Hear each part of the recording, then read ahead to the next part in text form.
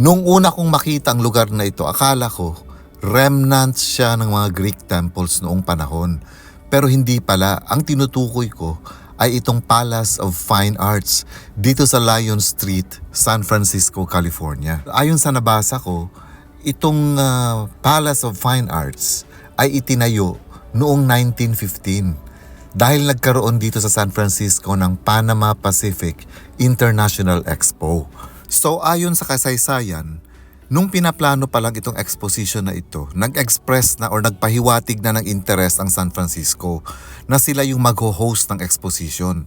Kaso ang nangyari daw, nung 1906 ay nagkaroon ng matinding lindol dito sa San Francisco. Pero hindi nawala ng pag-asa ang San Francisco. Instead, nagiging inspirasyon nila yung pagkawasak ng matinding lindol sa lugar nila para ipakita sa mundo na kaya nilang bumangon despite sa nangyari. At katulad ng madalas nating sinasabi, the rest is history.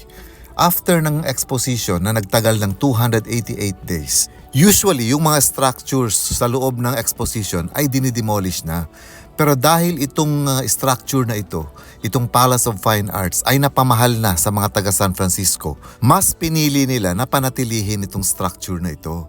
So instead na sirain, ang ginawa nila, mas pinagtibay nila yung mga materials na gawa nitong structure na ito.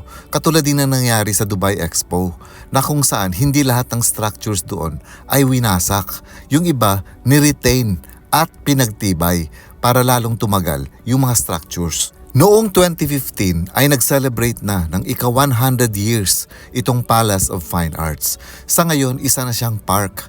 Libre ang entrance dito at pwede ring magpa-picture or di kaya ay gumawa ng mga photoshoots dito.